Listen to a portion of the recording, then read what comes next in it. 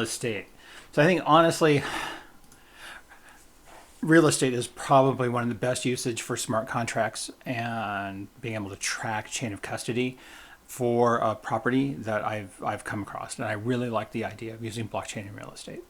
So the idea behind this is that the ownership and title details are all stored in the blockchain. If you can go up and move around, transfer property and everything else, all of that's recorded in the blockchain when it happens. It removes a lot of paper from the equation. It offers a really clear, crystal clear picture of legal ownership, and that is an issue. Titles are stored on the blockchain. It can be viewed, altered, updated whenever required based on sales. And that's the neat part about it. And this is a big thing because anyone who remembers 2008. So there are a lot of reasons why the property market collapsed, but one of them was because we had a lot of issues finding clear title to the house or property. And that really did have an impact on hastening the collapse of the housing market, led to a lot of problems with, AIG went out of business. A lot of companies went out of business on that one. And it basically boiled down to some really sloppy record keeping, a horrible database of basically garbage titling. So there's a lot of systemic issues in here. And because of that sloppy record keeping, people went into foreclosure and they already owned their house. They had their house sold out from underneath them, even when they owned the property outright and were current in their loans. That really could have and did have an impact on a lot of people with the properties. I remember some Bank of America stories about how people had their houses sold because the bank thought that they were behind on their loans when they really weren't. So the blockchain, properly done, could have stopped that issue, at least on the title side, right? And that was the big one, is being able to delineate a clear title of ownership is a big deal, because you want to make sure when you're spending the kind of money that you're spending on a house anywhere in the world right now, that you actually own it. You want to make sure you own it. So buying property on the blockchain is actually a really kind of an interesting viewpoint, and Butterfly MX had this great image for that, which is basically the current system is basically buyer seller, and you've got a lot of people taking little chunks along the way. You've got to figure 10% of your housing cost goes to the lawyers, bankers, brokers, real estate agents, everybody else that's involved. There are an amazing plethora of people involved all the way through, from title, insurance, to regular insurance, to everybody else. And it's really hard to keep track of these. I know when I bought my house here that, boy, I kept on forgetting things. There wasn't a clear checklist. My bank, God love them, really just messed up, and we ended up having to spend 3 days in a hotel because there was no checklist, and we were missing something. We were missing a note from our insurance company. And there's just a whole lot of issues with the current paper trail that we had on this one. And, kind of ended up leaving kind of a bad taste in my mouth with the bank that we used. Now, in the future, though, and this is the thing I really like about it, is the smart contract on the blockchain, you can actually go ahead and it's checklist based. If you need proof of insurance, if you need proof of down payment, if you need proof of all the things that you would want in there, clean titles, and that everyone's getting paid, and that you have insurance, and you have all the other things, all that can be tied into a smart contract on the blockchain to make it so much easier for the buyer and seller to actually do that transaction. The buyer knows exactly what's expected of them and can do it either in record time, and there's no waste, there's no intermediary systems that the banker doesn't even use. So again, kind of an interesting process, and that's why I think that this is a really good idea, buying and selling property on the blockchain. So it all hinges on that idea of smart contracts. The smart contract is basically self-executing. If you do all the things that are in that smart contract, then it's done, right? The terms are written into lines of code. It's stored, it's distributed. We're updating it as we go. The blockchain can be monitored for the execution of the contract. And as soon as that transaction is done, it's done. It's trackable and irreversible. That's the nice part about it. So you can actually do this for listing agreements, letters of intent, offer sheets, closing documents. All this stuff can be digitized and put in the blockchain. And then signing that thing, you're already going to be in DocuSign signing a bunch of stuff anyways for your house, right? Because you're trying to buy it, or you're trying to rent an apartment, trying to get any kind of property. If you're already going to be in DocuSign, then just go ahead and shove that into the blockchain, and boom, you're good to go. And it can really speed up the whole transaction process. No one's waiting for someone to validate or legitimate. As long as you can prove you're in pretty good shape. It eliminates the need to meet and negotiate with brokers, bankers, lawyers. Well, maybe, and yeah, and then some. You're going to have to have some regulation around this. And you're going to have some other people in there to make sure you're getting a good deal, right? So you're still probably going to have brokers, bankers, and lawyers, but they're probably not going to have the same level of influence on that contract in the future, if we can go here, than they do now.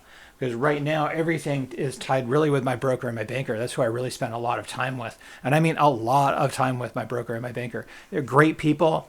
But yeah, if I could have cut down the amount of time I spent with them, that would have been hot. I would have really liked that. So that contract can specify all the things that you want to see. And just basically, as you go through that process of buying a house, if anyone's done that yet, it's painful, right? You got land and title, you got the offer and offer verification. If you are paying more than, or you're offering more than what the house is actually worth, and there are some houses here in the Seattle area that are going for $500,000 more than the asking price, which is crazy. That $500,000 asking price, you've got to get through the house inspection. If you cannot legitimately say that that house is really worth that extra money, then the bank will only loan you what the valuation of the house is. You have to come up with the rest of that money on your own if you're going to pay it. So you've got that house inspection, you've got all the other things that would go into that, and all that can be shoved into the smart contract. Financing, down payment, escrow. We can make sure the money is there. We can make sure the down payment is there. We can make sure that the bank is going to write off on it. As long as everything is good, the contract can specify that. Closing and insurance, you want to make sure that you've got all your closing documents set up and you've got your insurance agent all set to go, and that you're insuring your property the day you move in. All that can be in the contract. And again, that smart contract then becomes a checklist, everything you need to do. And all of this can be verified and set up in that smart contract, that as you do a thing, you can trigger events along the way to the sale. So if we know that we did an offer and the offer was verified as good, then we know we need to have a house inspection.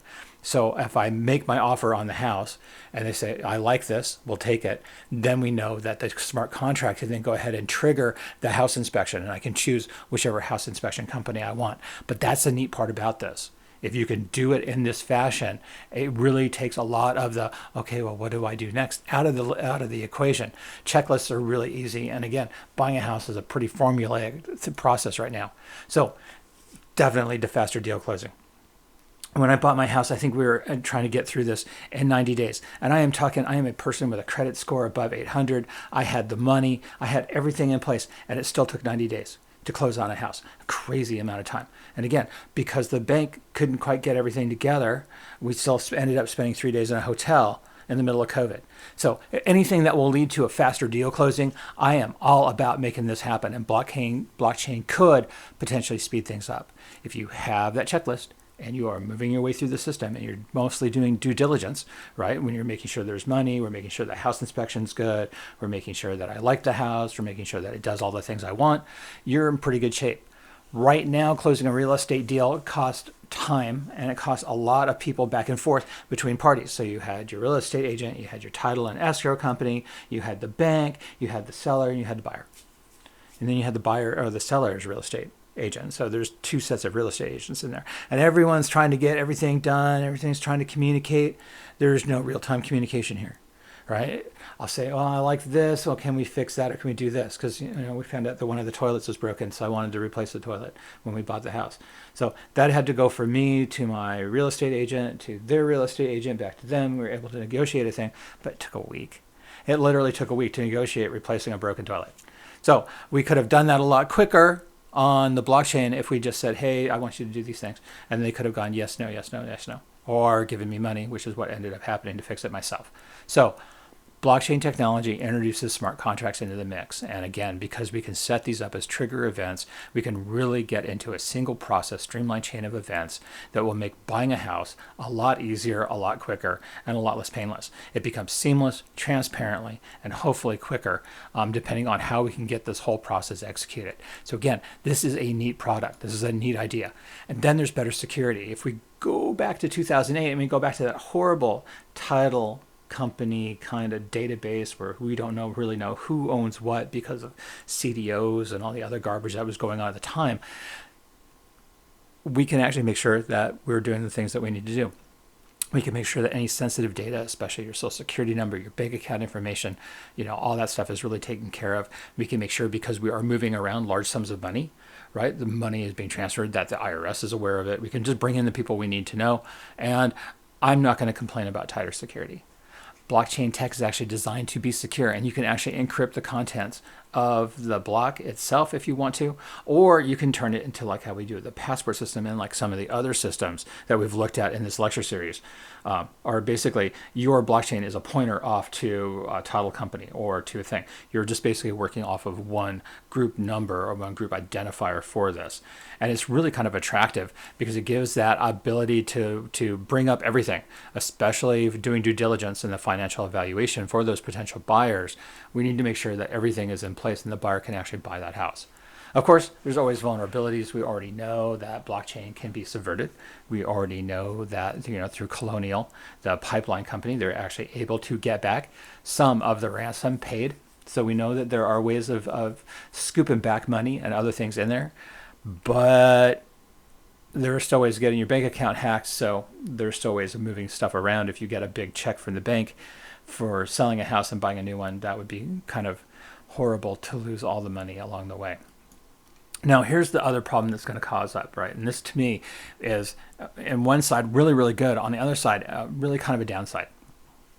So everyone's heard about, doing part-time co-op shares of other things. Being in the blockchain allows you to do microtransactions and tokenization. So you can actually split a deal with multiple buyers, partners, as part of a fractional real estate investing scheme. Now, this is great. If you're buying a downtown Manhattan skyscraper as a consortia company, this is great. If you're a little guy and you're buying your timeshare condo in Florida, this may not be the best thing you could do. It could lead to bad decisions being made. So there's already a lot of pressure nationally on housing availability costs and entry-level purchasing. It's really hard on the West Coast to find anything entry-level at a reasonable price that you can buy at minimum wage. You can't. It's nearly impossible to find it. What this does, though, fractional tokenization opens the doors to investors of any size to purchase a property and then sell later on when the right size home can be found. So you could literally, if you had $10,000 saved up, go ahead in with your friends, with your family, and buy a house. The thing is, you need to make sure that whoever you go in with on that consortia for that fractional purchase is willing to do the contract the way they need to do it. But even if they want out, they can sell their fraction. So say you buy a house and you buy a house with your friend and they are fractionally sharing it, and you've got some other people in here, you break up with your friend, your friend goes, I don't like you anymore, and they leave. They can sell their portion of the house to another investor. They can sell their portion of the house back to you. It depends. But so there's a way of making something happen in such a way that no one loses money, or that the transaction can still go through, even if you have a personality conflict later on down the road. So this opens up the idea of property investing. And right now, especially in Seattle, investing in properties is really taking homes off the market really, really super fast. It's causing our market to go really high. Investors, are needed. We have them. But it really opens up a way for co-owning building and co-owning property. The tokenization of property allows a really big fractional or partial ownership of the asset. So much like a timeshare, much like anything else you do where you own only part of the thing, tokenization allows real estate to be a really more liquid commodity. And I'm not sure if that's a good idea. Mostly just because from my vantage point, and I'm kind of a Gen Z kind of person, is that your house is your wealth. That's where you build your wealth. You don't borrow against equity. You don't fractionally sell off your house to a bunch of other people. You don't do reverse mortgages. You're basically, that's how you are going to be able to build your wealth as a middle class person in the United States, is through real estate, through your property. So if you can make things more liquid, if you can easily buy and sell shares of a property, it will make it more attractive to potential investors, but you would want to have a really strong legal view into how that property is going to be managed, how that property investing scheme is going to work, and what do you do when someone gets angry, right? What do you do if you go into a property investing scheme with your family and someone gets really, really annoyed with you and they want out and they decide to put their entire thing up and you sell to some venture capital company instead, right? So you need to think about all these things as you kind of go through this. So traditionally, If you were going to do real estate investors, you had huge piles of money. You had the ability to go to the bank, get a couple $1 million, do your thing, right? Small time investors now with less cash can get into these real estate investing things by fractional real estate investing. And in some ways, it's really good. You can take advantage of the growing market. And in some ways, it's really bad because it really does commodify a house in a way that I don't think we're used to, especially in the United States. So investing in real estate could become really decentralized and really tokenized. Again, homes flying back and forth over the blockchain, people making money, a lot of shares of property. You're basically all your purchases can be tracked in the blockchain, right? So more investors can pile in. That could lead to inflation of the asset, right? And again, there's some real interesting problems that could happen here. So again, that fractional ownership of properties, interesting that you could have smaller investor pools, other people in there.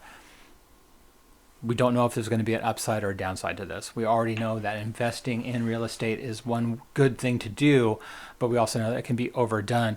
And right now there are some whales in the system that are literally buying up huge swaths of housing. And I don't know if there'll be enough room for small people to get in there. So it would be interesting seeing how it works. The other problem that we've got here is property listings. So right now, property listings are basically held in a centralized database on the MLS system.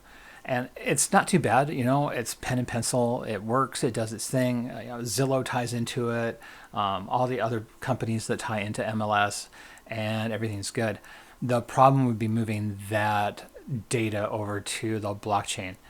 There's no national verifiable listing of all properties in the United States. So it makes it kind of interesting. You can use probably some of the decentralized finance DeFi services to make unbiased investments or purchasing decisions, but all that data in MLS is subject to interpretation. So if you ever go into some place like Zillow or anything else, you can go in and you can edit the property's facts, right? So if we added solar to our house, we could go in and edit the property facts and say, has solar, how many watts it has. Now, solar is a really good investment because it's almost a one-for-one return. If I spend $100,000 on solar, my property value will go up by $100,000. But there's no way to make an unbiased investment or purchasing decision based on that information. I may think, well, solar really is the killer, post-apocalypse, zombie apocalypse kind of thing, and I may think it's worth $200,000. Or the algorithm may be misprogrammed because we're still dealing with human systems. So there's no real way of making sure that the data for that property is vetted and stored securely, and that third parties, including the owner of that property, can't interfere with it by inflating the price or listing fraudulent information. I may say it has solar of X amount of watts, but I may be wrong. I may have overestimated my wattage or however it works. So there's some downsides there, right? Right. It brings no professionals into this. Again, if people can manipulate the price of their house, if they can say it's worth more than it really is, people are going to do it. Whether it's legal or not, we're going to do it. So we have some real lack of professionalism with the knowledge to bring about that process, right? These industry-wide changes that will need to happen for this real estate, we just don't have the people. The other reason that rules and regulations around blockchain aren't really worked out, there's no consistent federal or state-to-state regulation around this. So we really need to have a regulatory bottom. We need to have that regulatory framework to hang all this stuff on. And it's possible, but that's going to be a while down the road. Mostly law trails technology by a significant number of years. In terms of real estate investing in blockchain, tokenizing the property, I think, is going to lead to some really greater volatility, not just in values, but because it's all happening in real time. You can do a bunch of day trading on this. You can do fractional. You can do microtransactions. There's ways of gaming this system like we see with the stock market. So there's basically no regulatory oversight of how this would work. And we would really want that. We would really want that regulatory oversight for this whole process. The other thing that we're kind of taking a look at too is that the whole process is from developer to consumer. So it's from the guy that builds your house to the person that buys the house. So that's really the other kind of interesting problem on this one, because the developer is going to have to make sure they've got clear title to the land to build the house. and that the infrastructure is done right, and that all the inspections are done right.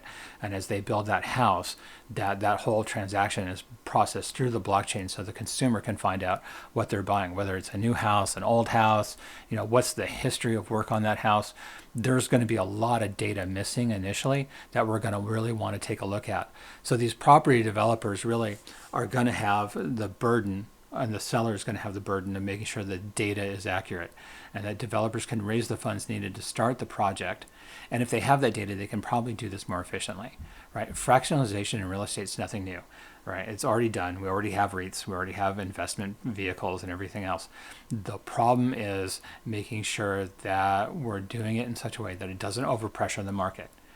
That's the big one. And again, that's why we're going to need to have that regulatory framework, because if you can reduce the transaction time and costs to focus on the actual development of the project, it leads itself and can tend itself to some real interesting misuse. Now, property owners and investors, though, can go back and make sure that the data is not false, or that the data has not been corrupted needlessly, or that the data is clean, right? So potential owners and investors can have peace of mind when buying real estate because the data that's in the blockchain is supposedly vetted. And I'm not sure how they're going to do that. And that's where, again, the opportunity for fraud really walks in here. You need to make sure the data is good. You need to make sure the data is clean. You could use some of the data from MLS, but you have to remember that data from MLS is still subject to interpretation. Furthermore, tokenization of real estate, making it more liquid, means that you increase the velocity of transactions. And those transactions can happen faster, quicker, stronger, and may lead to more volatility in what's otherwise a really boring market. Housing is a really boring market. Do we need a more exciting and fast, quick housing market? That remains to be seen.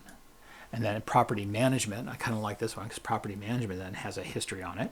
They can go ahead and vet how that history worked. They can do bulk job processing, paperwork, lease agreements, maintenance requests. All that history can be stored up on the house. And that's actually really handy. It really is very handy to have that history track record of work that's been done on the house. So however, using that central deprocessed property management system, all based on blockchain, means that all this stuff becomes open. So you may not want to have all that information open to the public, right? Especially if you had one of the condos I worked at, or where we lived in, actually had a pipe on the outside and flooded out half the condo complex, half of 5 floors. It took out something like 60 units, right? And that was a huge flooding event. And the insurance company was freaking out, and everybody was freaking out, and they buried it. They fixed everything, but they buried it. They took care of the piping and all the rest of it. But it would be nice to know that the condo, wood and stick and post condo, had that level of flooding, because black mold will grow in the walls. Even if you dry it out and you try to do all the things, that you've now done things to that condo complex that weren't supposed to be done. So tenant and property history, contractor agreements, all that stuff is now open. So you're probably going to end up doing a pointer off to some kind of database where you're going to have some kind of authentication mechanism. And then residents and tenants. Man, I tell you what, if I'm looking at a property and I want to buy a house, I want to know as much about that property as I can. I'm going to want to know its history, when the last time work was done, when was the roof replaced, when was the last time the sewer line was inspected, all of these things, right? So from taking virtual tours and signing leases, that all smart contract can really let me know what's been going on with that house. It can bring up the history as long as that history has been recorded. So you can usually right now to go through the county records and find out if there's been a county level inspection of the house. So if the roof was replaced, the county probably inspected it. So there's that. You've got that now, and then we just need to move it over to the blockchain. That can be kind of expensive to lift and shift that data out of all those silos and dump it into the blockchain. With blockchain moving cross country, across the world, you can lease and negotiate deals all over the place without leaving your computer. Since blockchain eliminates the geographical barriers, it can prevent some piracy and data breaches, but depending on what the data is and how that will work. So again, this is actually a really exciting kind of thing. There's not a lot of people in here. I wasn't able to find anybody really that's in here outside of IBM again. So, there's a real positive outlook for this. Then you can do a couple of things immediately. There's some free up some money to help people invest. Fractional ownership may be the way of making sure that we can get people into housing. right? As long as property prices can remain static or go up or decrease in a measured, boring way, without a lot of spikes, a lot of drops. You watch the Bitcoin currency markets, and it's enough to give you a heart attack some days when it drops 10% of its value in 5 minutes. We don't want that kind of volatility in the housing market because it makes it really hard to buy something, right? Confirm that there are a full set of steps. I really like that idea of that checklist, of that smart contract in this, mostly just because there's always something you're going to miss. And if you have that smart contract, you can actually just do things as they go, and that will trigger events down the way. So you get some real good automation of real estate sales through that smart contract. And I think even if we don't go blockchain, that automation in real estate sales is a goal. That's something that we should have someone working on to make sure it happens. So everyone in the real estate process, from buyers to sellers, renters to landlords, can use this to validate the sale or rental of a property and make sure that you're actually really buying a solid piece of property, that you've got good title, and you've got all the other things that you would need to have to make sure you actually own that property. So blockchain and real estate, wide open territory, not a lot of things going on in this space, not a lot of companies in there outside the big one, IBM, at least that I was able to find. There is no regulation, though, and that's going to be what's going to hold us back. This is something you're going to want to have some very serious state level and federal level regulation to make sure that there's a floor on this, to make sure that everybody understands how this deal is going to be made. But even if they don't do that, if we could go to that smart contract, that automation, that alone in its own right would be a beautiful thing to have. All right, so that's it for blockchain and real estate. Again, a really high potential on this one, and I really kind of like where this could go. And I will see you in the next lecture.